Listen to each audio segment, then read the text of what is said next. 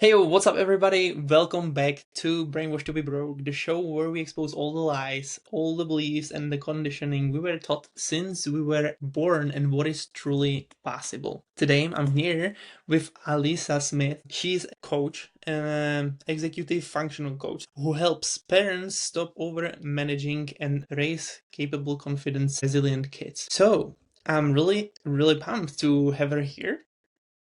Um, because this conversation is going to be a little bit different because a lot of parents are taught that love means fixing, protecting, and controlling, but that may be the very thing keeping their family stuck. So with that said, I'm really interested about who you are. Like, if you could share a little bit about yourself, where you coming from, how did you get into entrepreneurship, and what is the type of like fame, claim to fame for you? Oh boy, we're starting big, Adam. Really excited to be here, and thank you for the beautiful introduction.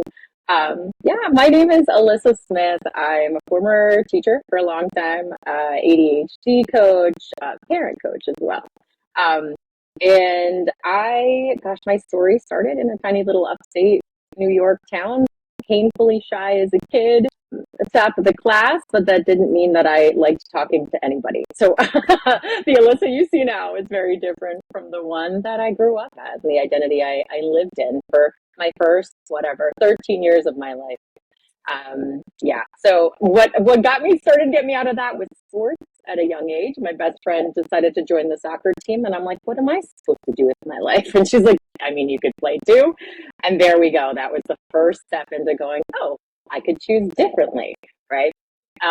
Yeah, at the age of 17, I remember, like all of us, many of us, especially, in this country, having to choose like my major for college, which was just wild, right? But I'd always loved working with kids, yeah, and relationships and humans really was like my wheelhouse. So I chose to study child and family studies. Bizarre, given that now I coach kids with ADHD, right? And I am a parent coach. But at the time, my dad said to me, I have grave misgivings about this decision. And I remember being like, I won't. I'm doing it, Dad. So I did. I did. And through that final semester, I ended up finding education and falling straight in love. So went and got my master's, and I taught for 17 years in America, then in Korea for 5 years. I'm sure we'll get into that later. But there was a year in Korea where everything changed in 2022. I had two kids at the time, but in the span of 3 months, I lost my mom. She passed away in America while I was living in Korea. My husband at the time and I decided to get a divorce, so we separated. And like a week before those things happened, I had handed in my notice and said to my boss over in Korea, I'm going to be going back to America. I just feel a pull there. I won't be teaching here next year. So all of that happened. Career change, lost my mom, that identity, right? And solo parent and separated. So all of that happened. And through soul searching, through a whole bunch of stuff that I won't talk about in the intro, I ended up finding coaching in a roundabout, crazy, wild way. And I haven't looked back. Though, Adam, I have pivoted a number of times within coaching because I don't believe in waiting until you're fully ready, until it's polished, until you know exactly where you're going. I believe in just moving forward to the next thing until you Mhm. find it, until it's no longer it, and then you can keep moving, Yeah. right? This is a big difference between Americans and Europeans because they always Mm, like most of the time what I can see is they are waiting for the perfect time or mm, like having all things figured out. And when I get into US like a year ago or so, my first time, it was really different. Like those people, they have no. It seems to me like at least in the room where I've been. yeah. Um, they had no boundaries, like going crazy. Like I don't care what people think about me. Like I'm just going to do my thing, and like it was really interesting how the mindset is very different Yeah. from the Europe compared to Europe and US. So I think the entrepreneurs too, for sure. Like if you talk to a lot of entrepreneurs, they're yeah, more on that path. Like there's yeah, that way, yeah. but I can make No, my it own.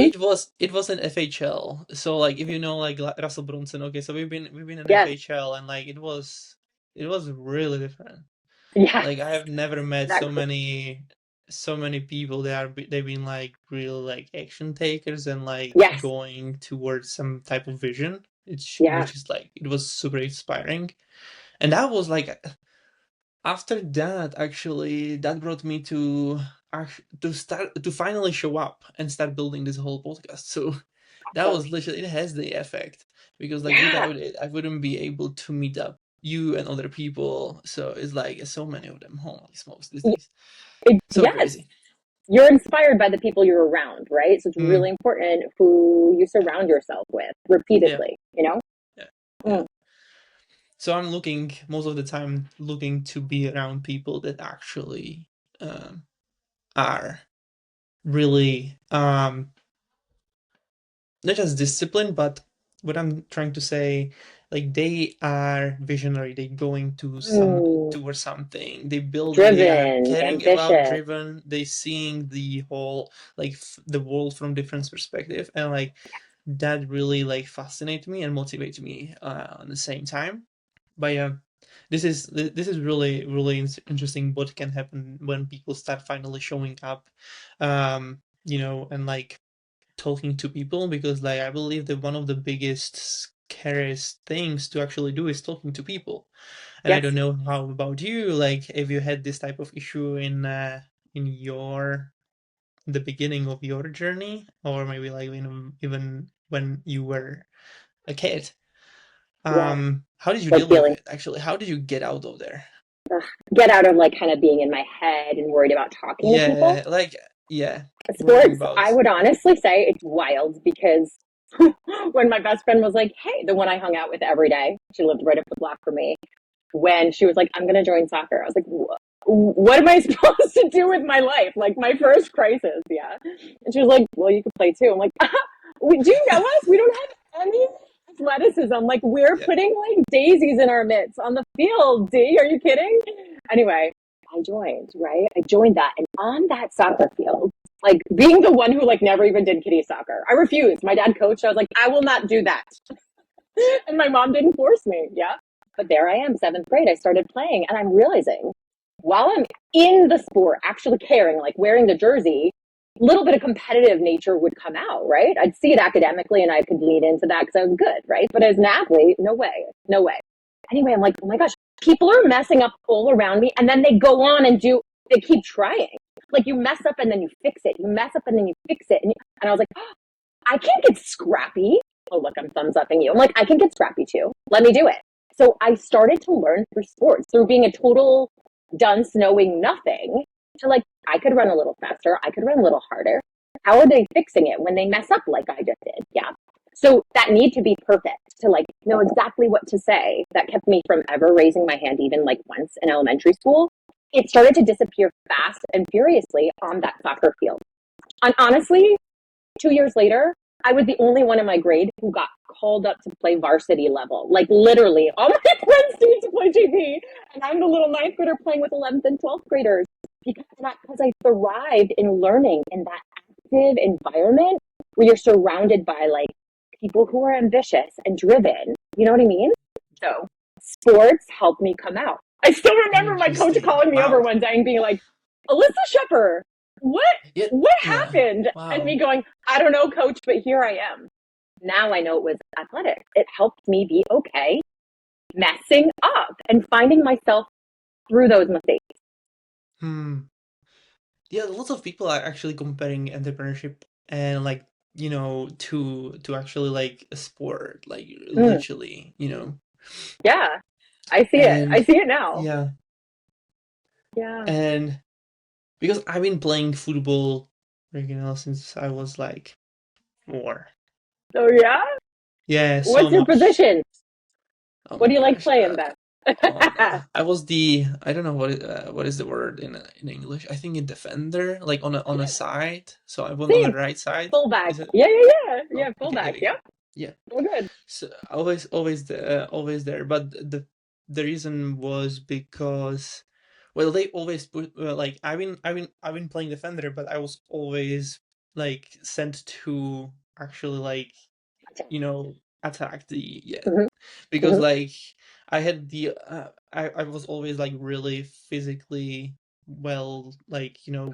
I don't know how to Strong. express that. Strong. Yeah, strong. Yeah. Whatever. Yeah. So I literally like because I've been doing a lot of like even like boxing sports and this type of things.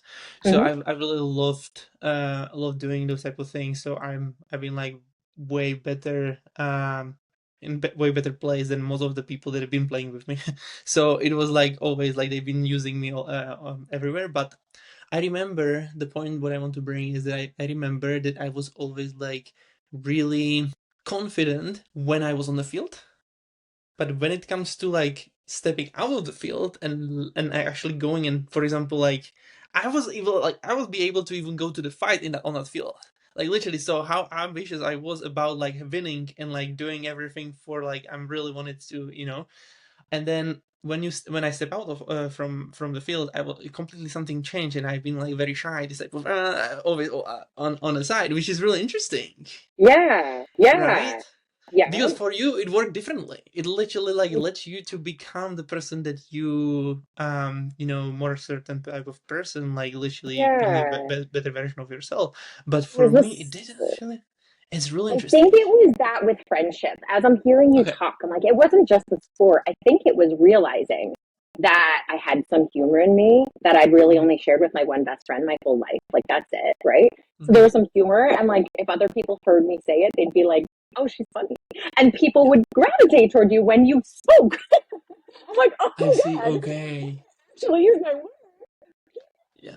me. And honestly, I just hadn't even given myself the chance. So I think it Mm-hmm. was, yeah, the sport, yeah, getting in there, messing up and being okay with that, learning like a Yeah. lot of self acceptance. Yeah. Like nothing's finite. There's no final play. Like, I mean, the whistle's blown, but you come back next week, right? How Yeah. you showing up next week? But it's building friendships. And that's why I'm so passionate about my two girls. I've got a 7-year-old and an 11-year-old. Like, play a team sport because you learn so much about yourself and you learn so much about showing up for other people. So urge, urge, urge. Any parent who's like, nah, I mean, I wasn't an athlete. That's okay. You don't have to have any athletic bones in your body or even a muscle. Like, let them give it a go because they might fall in love with the people. They might find their next best friends. You just never know what growth is available. And sports are just this incredible opportunity for kids Mm. to learn about themselves. Not being someone different. Find who they actually are, who's been hiding under there, raising their hand, following the rules, doing what teacher says, what mom says. Let them find themselves. And sports has just enough structure for it to be safe, but a lot of openness for you to really Mm. grow. Yeah. Okay. This is really interesting because It's funny. okay. It's like we're talking about sports. I'm like, that's not even my thing. Yeah.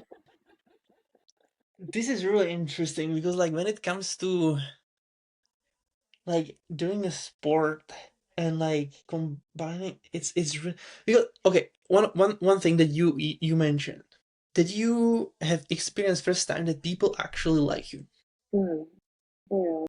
Did you have some self sabotage beliefs about like what you think about yourself when you been in that period of time where you like do not like maybe think about yourself that you are not good enough, or like you are not funny enough, or you're not like friendly enough, or some this type of things? Because like it seems to me that at that time, based on like how you spoke, how you're speaking to me right now or in that situation, you've been basically like, oh my gosh, first time like finally I can see that people actually like, it seems like that people like the way that I am, like who I am, and this type of things, right?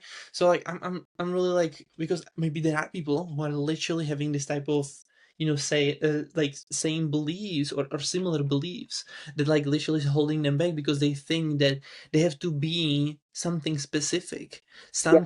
somebody who's going to like everybody's going to like, or Mm-hmm, everybody's mm-hmm. going to admire, and this type Yeah. of things, Oh, yeah. right? There's so much of that in the way we're raised, isn't there? Right. And it's not because, I mean, it's not out of anything malicious or negative. It's always out of love when parents are raising their kids and showing them the way. That's our job. Like, we've got to do that. But what ends up happening is we keep going. We keep kind of directing, like, no, you shouldn't. No, you. What if we allowed them to learn the hard way?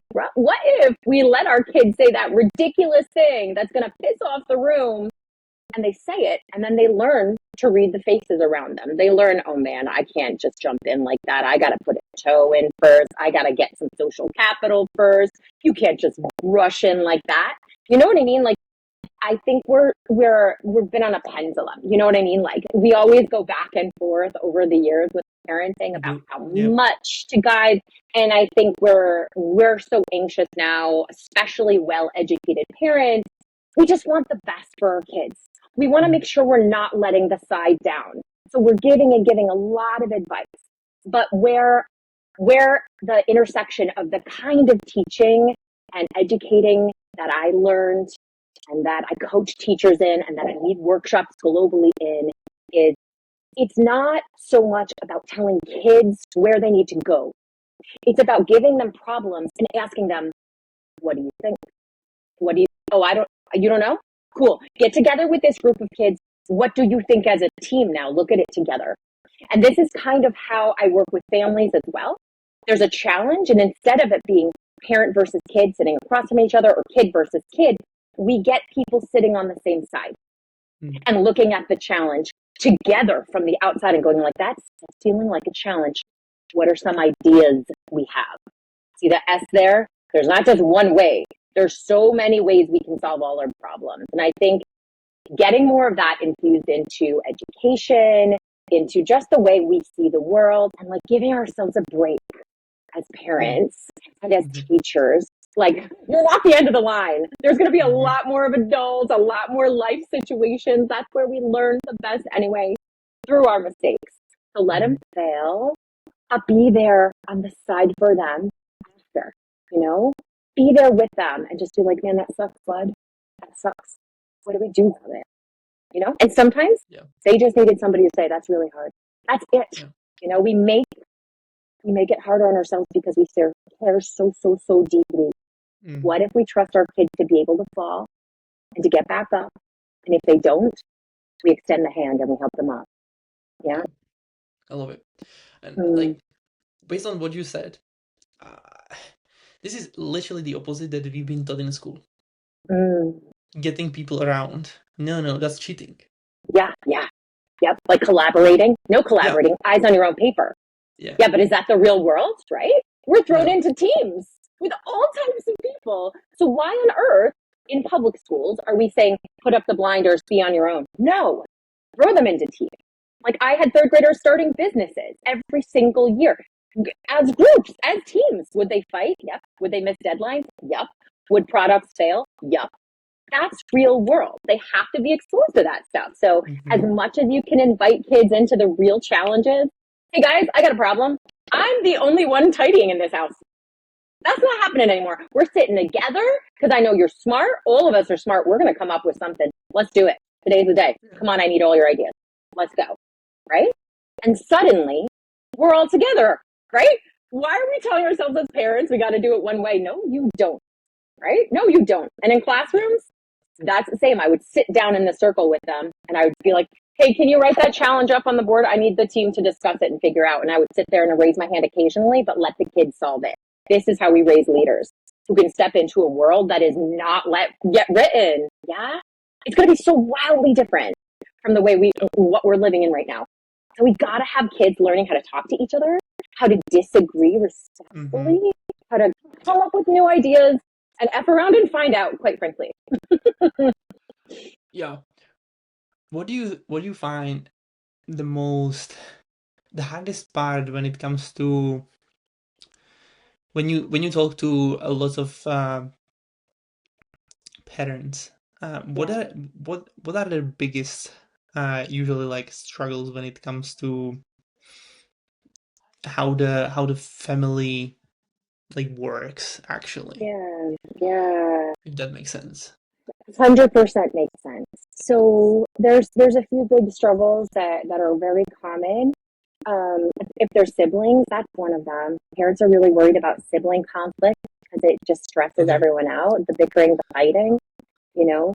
Another common concern is just like my kid's not doing things. Like they're not So motivated. okay, They're so not you are getting themselves mainly organized. focusing you are mainly focusing on like parents, adults, like when it comes to The how they ages. work with their kids, or is it more like that you are work like adults that like actually even like relationship wise or like how the family works and so on Yeah, like on overall?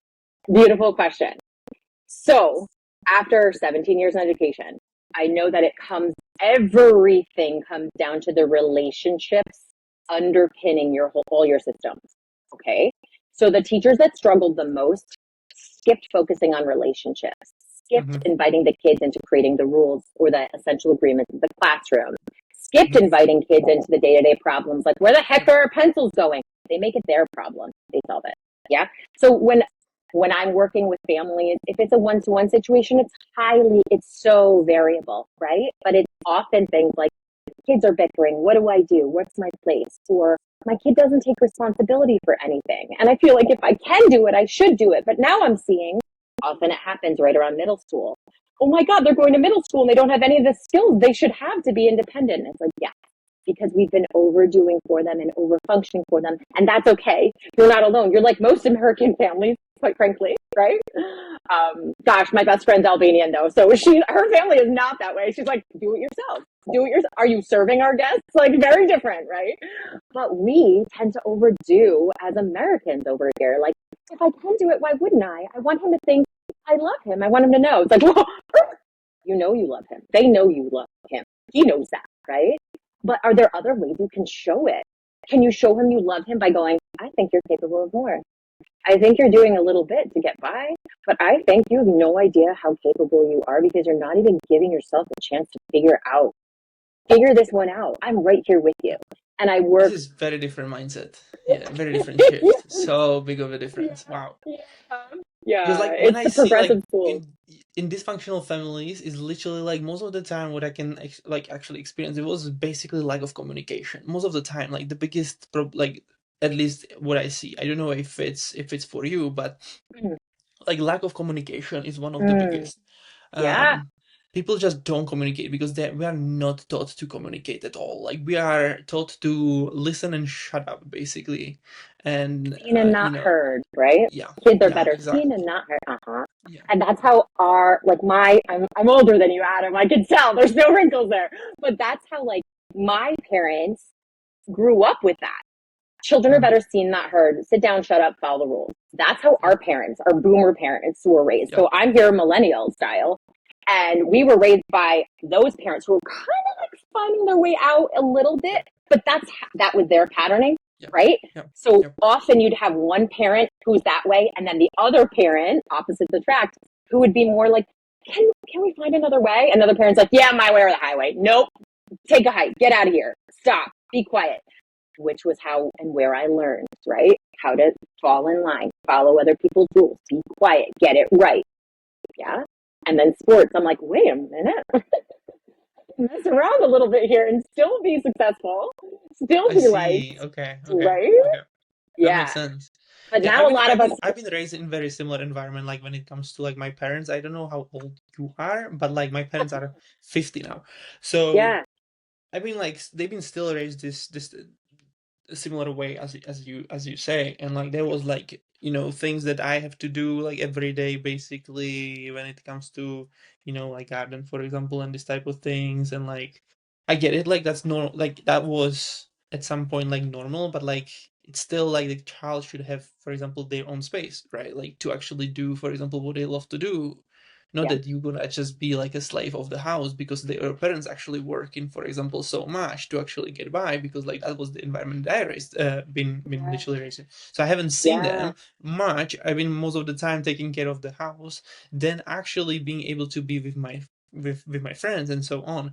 So most of my time I was literally like doing actually hard work yeah, and on most of the time on the garden and like spending time with my with my grandparents. Yeah. And if I had the chance, like I would just run for a football, and I've been playing football as much as I can because that was for me like the freedom. Yes. Um, Yes. Oh my gosh. It makes so me think of my Albanian best friend. Like she would be cleaning bathroom. She'd be like, "Hey, Liz, come over," in high school. And I would yeah, go and I would just like sit in her hallway while she's cleaning the bathroom. Like, can I clean something to make this faster? She's like, no, but I got to do this because her yeah, parents were at work, right? And that was yeah, it. So she would yeah. make the dinner and yeah. So they learned. She learned a lot of hard work. She's very successful now, right? And there's so much to it. So many other cultures outside of America invite their kids into that. They invite their Mm-hmm. kids into this is we're a family, we're a team, we're all on this team. So how will you contribute? How do you want to contribute?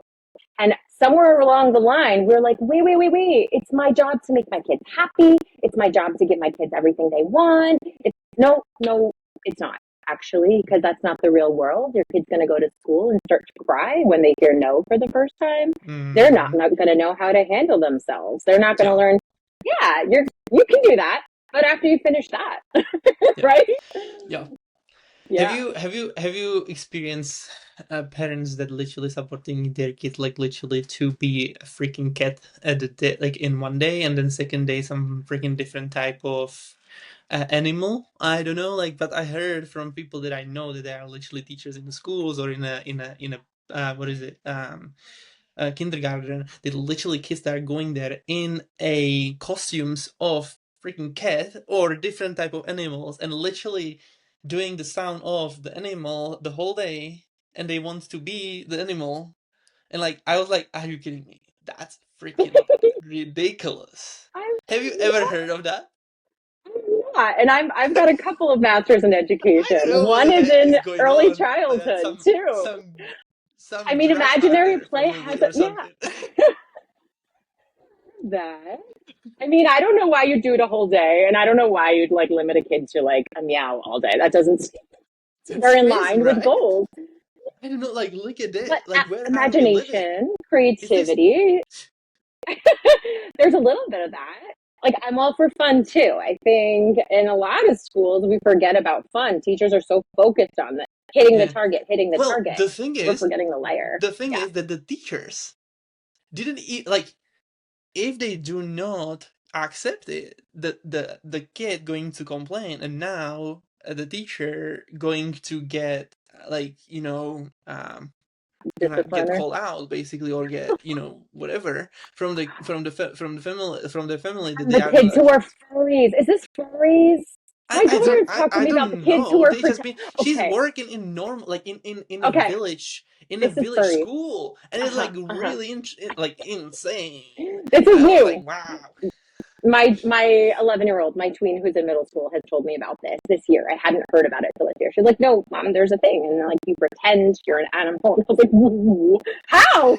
How do you do your work?" So I would probably be checking that at the door. I'd be like, "Hi, you're welcome as you are as a human being, but human beings speak." So in my classroom, you'll speak in English, and you can resume your meowing when you step over that threshold.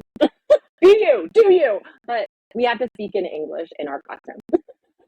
You know what I mean? That's insane, right? I would shut Like, it down. wow. Yeah. And I would, like, with a very warm smile, like, take any getting told off, right? With, like, okay, and here are the expectations that the child must meet. And if we're not engaging in language, how would we possibly meet that? Thank you so much. You know what I mean? That's insane. Anyway, yeah. Fun So little walk there. it's just it went sideways, but I had to share it because I was like, it was actually like a couple of weeks ago or something, and I was like, wow. What It is going literally stuck in my head, and I was like, because like if you think about it, the social media, they're all seeing like most of the people, most of the parents, they don't even care. They just give the iPad to their kid and like spend the whole day looking at watching on some stupid movies Yeah, like that shorts on YouTube, right? YouTube and stuff. It's Mm-hmm. really interesting. Why do you think that is happening actually in this world like these days? Oh my God. There are a number of reasons. There's a social pressure. Mhm. Again, we cave so easily. my friend's mom, and then something's triggered in us. We feel guilty. We're the bad mom. We don't. We're not the fun mom. I got called the crazy mom literally this morning when I said, there will not be Roblox in my house before 8 a.m. And my 11-year-old, bless her, she's a wonderful child, but she called me the crazy mom. And I was like, I'm cool with being the crazy mom. Hand over the iPad. Are you kidding me? So we have ground rules, right? I think a lot of us also don't realize how addicting devices Mm-hmm. are. We don't realize how it's almost like we're unleashing our kids into the streets of New York City without any guidance, without any support or protection, if we haven't really made digital agreements with our kids before we hand over a device. Anybody can contact our kids in any way. And if your kids are not educated in how to protect their identity, how not to speak to anybody unless they have a verified identity, if there are no time limits, if This is really interesting way to look at it. Actually, this is mm, really cool. I love it yeah, because, like, if you think about it, like, really, social media and like the phone in your hand is literally like letting your kid to go on a street into the worst main street places, of your New places, York City, literally, and uh-huh, like there you go, like yeah. and try to survive. Good luck.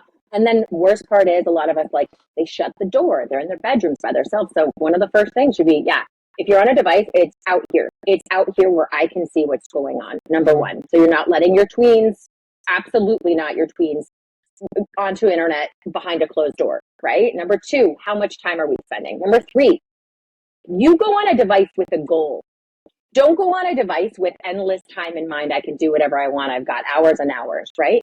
Why are you going on? Do you want to connect with your friends? Cool. So you can connect with your friends. What do you think? Negotiate with them. Make them back it up. How much time would you like to connect with your friends on here?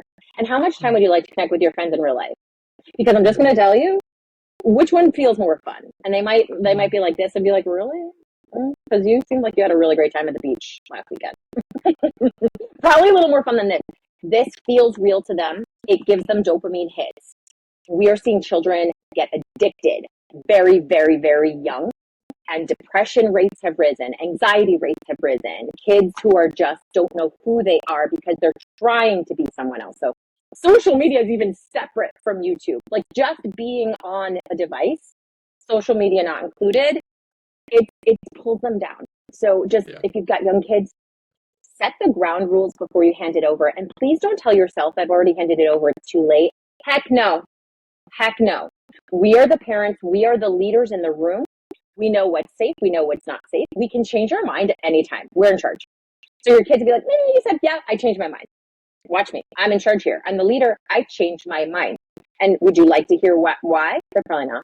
They're going to cry. They're going to yell at you. They're not ready yet. Cool. If you ever want to hear why, I'm so happy to discuss it with you. And I love you so much. Go ahead and be mad at me. It's okay. Done. End of discussion, right? And when they're ready to ask, talk. If they elevate it, they make it an emergency, don't meet them there. It's not an emergency. You're Mm. preventing an emergency every time you set a boundary that you know is right for your children. Hold that boundary. Don't worry about being their friend. I think in America, a lot of us were, I want them to like me. Your kids are going to respect the heck out of you if Mm. you set boundaries. They're going to feel neglected, lonely, scared, push every limit, and feel alone if you don't. So I challenge you, if you're like, oh, I'm just worried about them getting mad at me, let them get mad at you and watch them come around faster than you would have believed. They're going Mm. to be okay. Be the leader. Show them. Show them what leadership looks like, and they'll start to lead themselves. Yeah. Okay. This is really okay. When you start talking about leadership, I Yeah, believe that leadership is not just really important in it's pretty important in every area because like literally like I may see now. Okay, that's really interesting. You just made me realize something in here. Okay, love. so it seems like that when you are actually having kids, you're practicing you are practicing leadership, which is one of the most important parts or like pieces of actually running a successful business, like literally, and being influential, and that's really interesting. Yes. I mean, writing on LinkedIn for the past, I don't know, year or two, I Yeah. can't even It's so much. Anytime I read a leadership post, I'm like, yep, that's parents too. Yep, 100% parents. All of it. There's so many Yeah. connections. Yeah. You And made me realize a pattern now again. yeah. Like another pattern that I can see from like talking to so many people and like why they are good at leading people because yeah, because literally they jump into family really early. Interesting. Yeah. You're a leader without realizing you signed up, aren't you? Mhm. You go. You Because dive you in. have to like Yes. if you really want to have functional family you have to become the leader. Like the kid's not gonna be the leaders, right? Like No. or either you or your partner has to take the leadership if Yes. because if it doesn't then the kid's gonna like literally take the whole family over. And they won't um feel safe. They won't feel safe, and it'll show up yeah, in their behavior, in their language, right? yeah, So you model the safety. You set up the rules to yeah. create a sense of safety, honestly. And then, and then when they get a little older and they're thinking independently, Adam, this is when we have to shift. And this is where a lot of the adults that I work with, the parents and the families, they're in this moment where they have to shift and they're like, what's going on? They Mhm. followed all the rules. What am I doing wrong? I'm like, you're doing nothing wrong. This is developmental. At 8 or 9, they're going to start pushing back hard. Yes, high five. You did the right thing. You are raising a thinker. You are raising a child who is confident enough to start to come into their own, to question your reality. This is what we want. Now, how will you show up there? Are you going to show up Mhm. as shutting them down? Your job is to get in line. Are you going to show up as, all right, you want to be able to stay out on your bikes with your friends a little longer? Talk to me about that. What's that going to look like? What do I have to be aware of? How can I know that you're safe? Right? Be like, okay, let's have a conversation about it. If they rise into having an argument, it feels urgent. No, don't go to their urgency. Be like, calm down, calm down. No one said no. No one said yes yet either. We got to talk this through. We're a team. Let's go. Let's talk about it. Okay. You have to shift when your kids start to get a little older. And I think a lot of us hold on and get upset with us or our kids when suddenly they're not just following our rules. After they Mhm. leave age 7, this is developmentally appropriate for them to start to question that, okay, and to see themselves as individuals, not as connected to us. It's a beautiful, good thing. Parents freak out. No, no, no, no, no. I'll meet you right there. Don't freak out. Just learn how to lead differently at that age. And again, when they're teens, lead differently again. You grow with them. No one said leadership is easy, but you've got to have the humility. You've got to invite them in. You've got to make feeling safe in your family. Let them be pissed off. Let them be pissed at you. Don't chase them. Don't chase them. Don't lecture them for being pissed off. You're pissed off too. We get pissed off. We're allowed. Everyone. Feelings are all allowed. All the words you say and all the behaviors are not allowed, right? We set the boundaries. Okay. We reset them. We have a conversation about it. You don't have to scream and scare them after they Mhm. mess up. Just like we would at work. We mess up, right? We miss a deadline. We have a conversation. You don't need someone coming in and screaming at you. They just say, hey, you let the team down and here's what happened because of it. That can't happen again. And then I Mhm. understand. You got it. Right? We make it more complicated than it needs to be. We tell ourselves we had it. We got it. Right? And then they change because they're supposed to. And so do you. We change too. Parents change alongside them. We got it. Or we're Is going to keep there beating is a ourselves up. go Yeah. ahead, go ahead, go Sorry. ahead. Yeah, Sorry. finish. I was just saying, Okay. or we're going to beat ourselves up and feel guilty or think there's something wrong with us. There's absolutely nothing wrong with you. You're just being called in for a leadership change. And no one talks about middle childhood, Adam. No one's talking about this 8, 9, 10, 11. No one talks about it. They talk about teenagers all the time. Yeah. But I'm telling you, as someone who taught 3rd and 4th grade for a long, long, long time, this is where parents start to like go, oh my God, what's happening to my kid? They're growing. They're learning. They're confident enough to become themselves. And this is a beautiful moment for all of you. Let them just find a different way to lead, more beside them. Instead of pointing them their way, you be with them and help them learn to trust themselves. Can you be prepared actually for leading your child? Like, can you actually prepare for it, or is it more like a I love that. process of going with like how, as you said? I love that question, Adam. It's so good because you're like, how do we help folks when this is coming up? I mean, for me, I love listening to podcasts. I love being friends with people who are a decade older than me and a decade younger than me at all times. Like maybe it came from being in an international community in Korea for 5 years, yeah. But I had a friend from New Zealand, Kiwi, who'd be like, ages and stages, my love. Because I'm like, oh my God, you get to do that? I'm like, I can't do that because I got the baby every day. Ages and stages. So surround yourself with people who are in different stages, right? Mm-hmm. Share your worries about, oh my God, I'm inadequate. I don't know what I'm doing, with people who are a few years ahead of you, just like we do in business, right? We find mentors, we find coaches. You don't have to pay for it, find friends. Yeah. But if you're crumbling in anxiety and you're crumbling in it too much, or I've got a job transition happening at the same time, or my partner's leaving and then you're probably going to need some stability for yourself too. Look for a coach who can support you all through those challenges, you know? Yeah. So how do we prepare? Surround yourself with people who are a little further in the journey. Read, listen to podcasts. Okay. Remind yourself changes are coming. Change is good.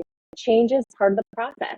And do not think you have to have it all figured out before you get there. Trust yourself to figure it out as you go, because you've done it your whole dang life.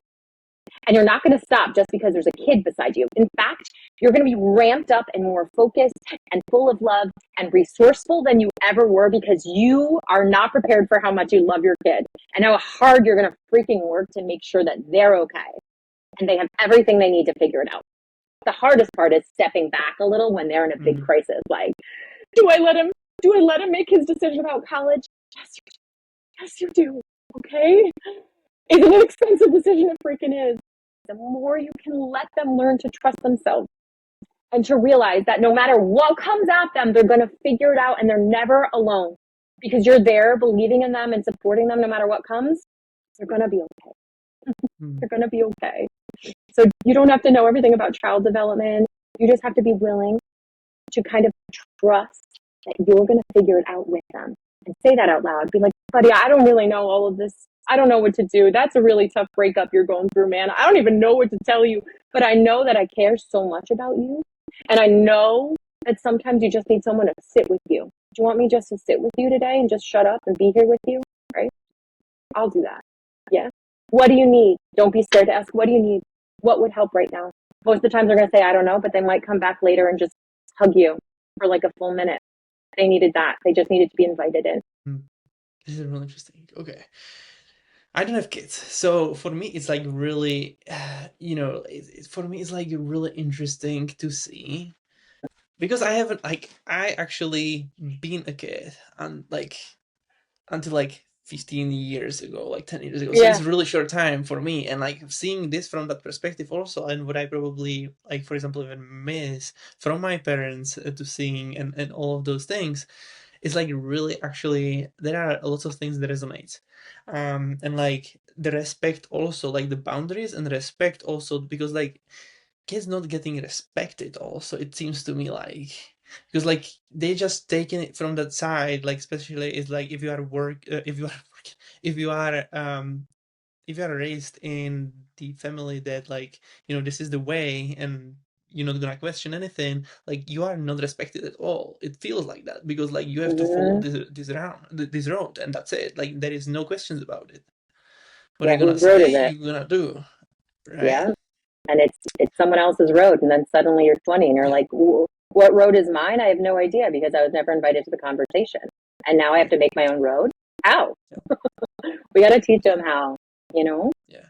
And I love also, like, when you mention that you have to willing to do, because like I heard, I don't know how long ago, it was just a couple of days ago, I literally heard a really successful entrepreneur talking about on stage, Mm, and she was talking about that in this world you don't even have to be like, you have a calling, right?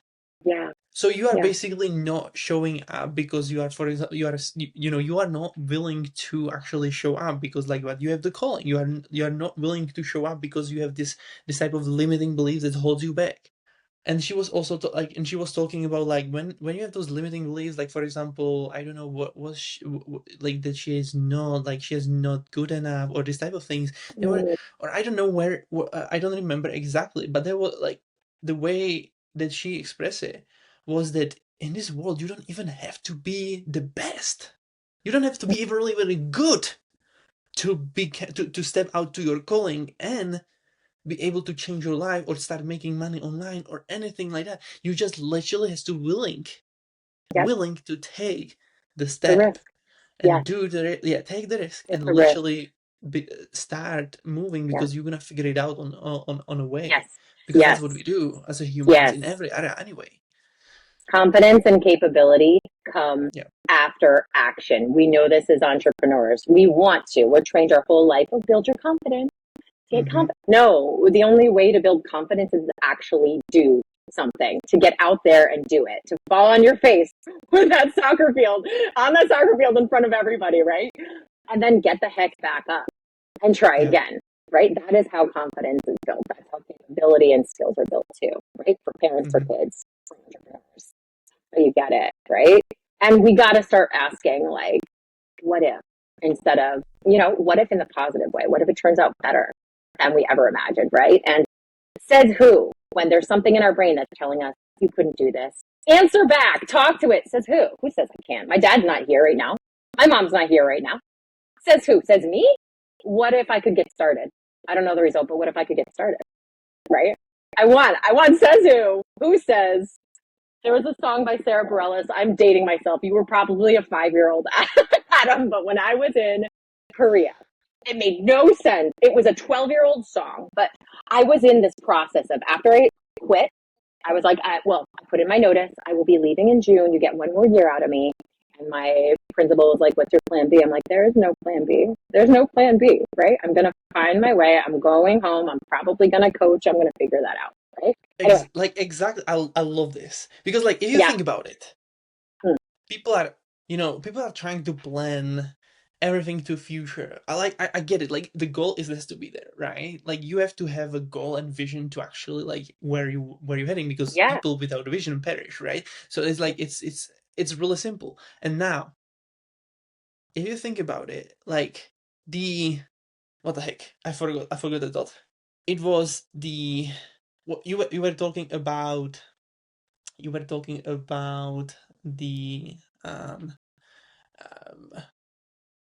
about the goal. No, moving forward, moving, and do not Plan B. actually, yeah, having the plan B. There we go. Okay, Yeah. so what is the plan B?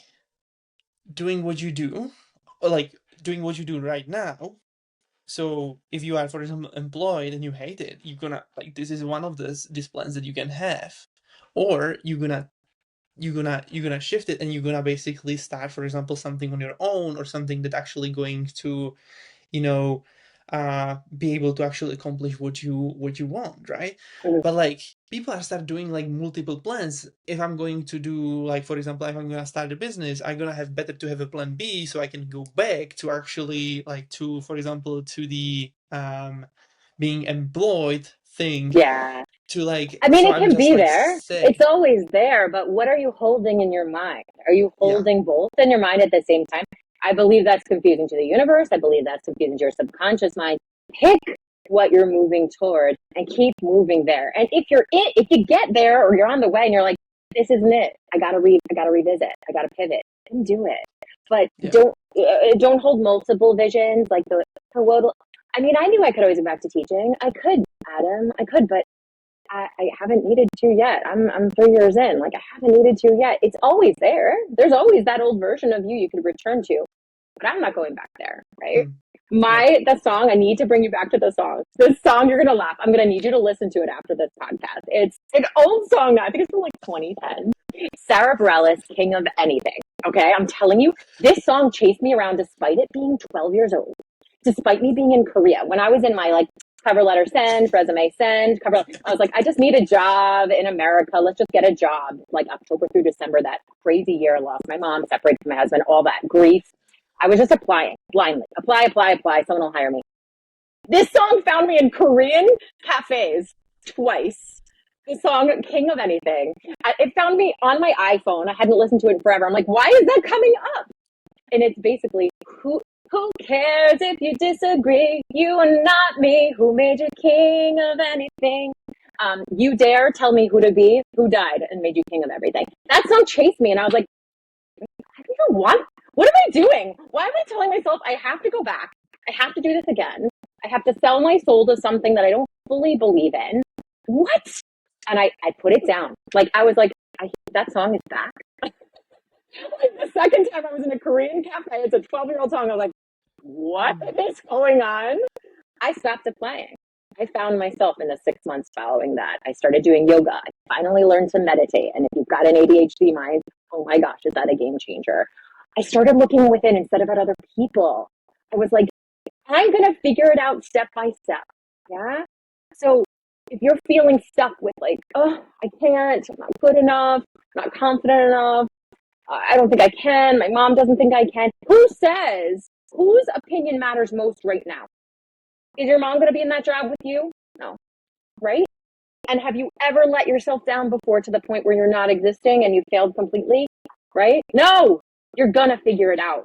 Okay? Just give yourself the freedom to try. And yes, plan B is over there, but please don't spend your time on that. Make a decision that this is your direction and be with it until it's no longer your direction. And then be okay pivoting. Yeah, I love it.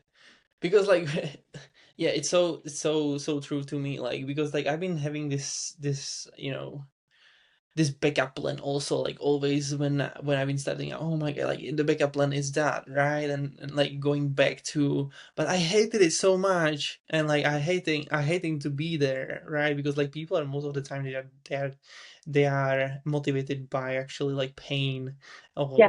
or the prevention, to escape, avoid Avoiding pain. pain, yeah, avoiding Yeah. pain. So I was always like, oh my gosh, so in the worst case, like, what's gonna happen? Did I screw Yeah. up? Worst case Okay. scenario. Yeah. Yeah. And then what? Did I screw up? Well, Right? The now sky what will doesn't then? fall. Yeah. I Yeah. would I'm Yeah. literally like, it came up to the point that I was like, I'm gonna rather to try, like, die trying than do not take the freaking action. Like, literally. Yes. And that's for Yes. me, like, all the time. Like, 100%. I'd rather do it, and Mm. I don't care what's gonna be like. We've been doing Yes. freaking cold callings, which is this is the most, and with my like I have English my second language. It's like, Yeah. oh my gosh, like I was cold calling to somebody, like I've been just testing, like we've been just testing for fun, like 10 calls each or Yeah. something, and Yeah. like I was calling to plumber for like literally like selling a website or something. I don't know, just trying, and it was like, hey, is this oh is this the business owner from this certain company? And he was like, no, we don't have a business owner.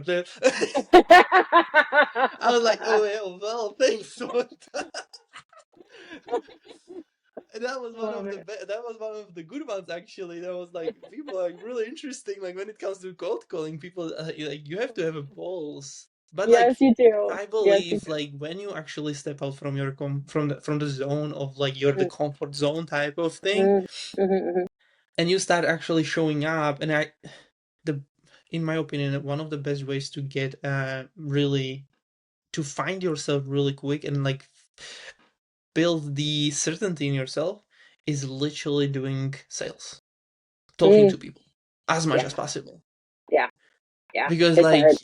yeah, it's so hard, and like you have to How you be grow. really well equipped, like mentally equipped to Yeah. literally be able to. This What? this is about a big thing. Turning toward the challenges. Like, if you know Right. it's hard, we're Yeah. so used to protecting ourselves from the challenges, we build the Mm. armor, Adam. Yeah. 100%. Like, that's what I do with families. Okay, there's a hard thing. Instead of trying to ignore it, trying to control it, like, let's actually get on the same side and turn towards the challenge and go towards it, right? Because Yeah. that's where both learning and the growth comes, right? That's where you Yeah. evolve in the hard thing. Yeah. Yeah. Love it. Well, thank you so much. That was an amazing conversation. Oh, thank you. Last question, and then I have three rapid fire. So we still Yeah. gonna be here for a second, but that was a really great conversation. Now, like, I have a last question, which is like, when you see your journey, where been, and now where you are and where you are going. I'm really curious about like what you can see from your side. What is the next vision for you? Like, where are you going towards with this whole coaching that you provide, and like also in with your personal life, because like you've been traveling around, and now like you're back in around New York New somewhere. York. So Yeah. yeah, so I'm really interested in that too. Yeah. Oh my gosh. So the question is really like, What is the what do future I think? vision for you? Yeah, where are What you is my going? future vision? Oh my gosh. It's been such a beautiful, wild ride turning back to parent coaching. It was my original idea and I abandoned it. I didn't think it was good enough. I didn't think, Yeah. yeah, I was like, I'm an ADHD mom. I'm going through divorce. Who wants to hear from me? Like, what? Anyway, I finally was like, oh my God, people need to hear from me and they need to hear me say it's about progress, not perfection. And we just figure Mm, it out as we go. And our kids get to see us as fallible, imperfect, figuring it out people too, because it lets them be those people too. That mm, message, like helping people to be more accepting of themselves, trust themselves more so they can allow their kids to be around adults that don't have to know everything, right? yeah. So they become confident and just playing and figuring it out. I So want to do more of that. embodying this type of like the person that you teach them Mm, to yeah, be actually modeling. you be actually the example of it, because like it's like the same Yeah. thing, right? It's not just Mm, about teaching but also about doing, or most of it is about yeah. doing. So like if Learning and you, yeah, humility. right. Hmm. Being humble and talking with schools, talking with parents in schools. I Mm, keep getting called in to do work with teachers and lead and redevelop workshops on executive functioning or ADHD. I have a mm, really big soft spot for, as a mm, neurodivergent. I'm not diagnosed, but I've got ADHD for sure, Adam, and one of my kids does too. Just finding ways to support the people who are working directly with kids who are different, who might think I'm not good enough. Something's wrong with me. I'm broken. I don't fit in here. Finding ways to flip that script into who says who says you're not good enough, right? mm-hmm. What if you try? Yeah, and maybe you need something different from your sibling or the other kids in your class. Let's figure it out together. And helping teachers and parents get there instead of being Yeah. hung up in worry. Yeah, they'll get there. Just be the calm force with them, willing to keep figuring it out with them. Yeah, I love it. And for, I don't know, are you Christian, or you do not really believe in higher power or so? I Okay, do. I do. you do. Okay. So for those who are Christian, God already told you who you are, so Mm, you there you know. go.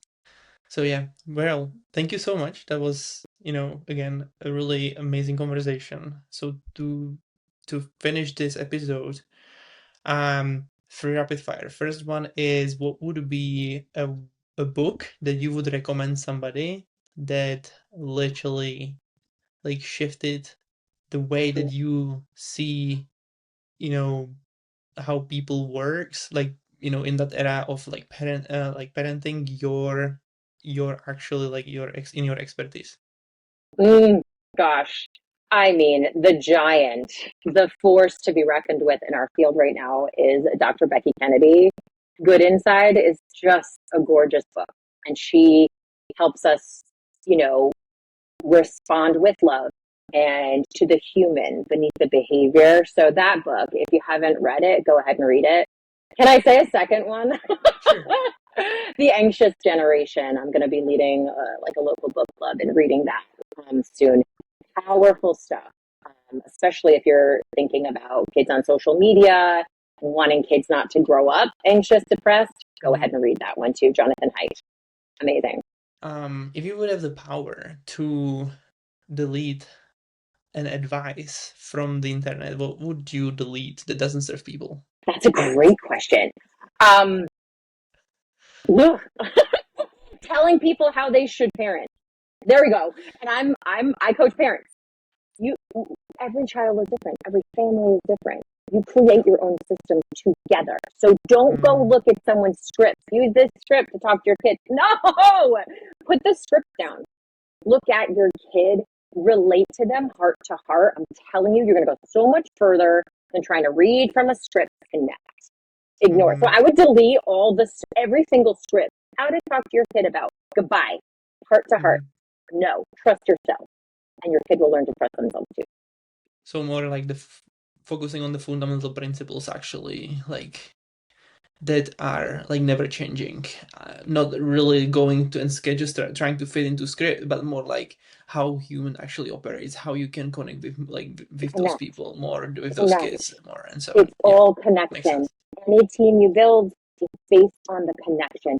Go back to connection. If you're feeling on different teams, find ways to have fun, connect again, because the other stuff starts to solve itself, and it's so much easier when everyone feels like they're actually on the same team. And that is the essence of the work I do. I love it. Okay, and the last question is, if this would be your last interview you would ever done, what would be the message that you would love to leave behind you? Oh my God. Ah, that is such a good one. What is my one thing? Uh, who says I'm going to leave it right there, right? If you've got the doubt in your head, yeah, about your parenting, who says you're not good enough? Yeah. Does that kid right there in front of you say they're not good enough? No, they're saying I love you. They're saying I need you, right? Who says I can't figure it out? No one.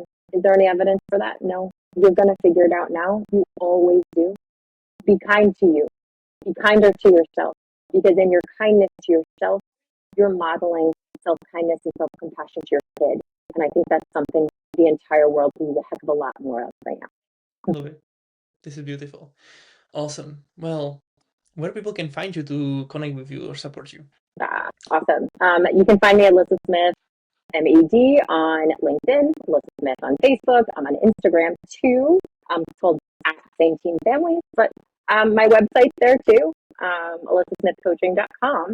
And my DMs are always open, so don't be shy to just be like, hey, I have a question. I answer. I answer those questions, and it's always me. Awesome. Well, thank you so much. And for everybody who's listening, we will see you guys in the next episode. Bye for now. Thank you.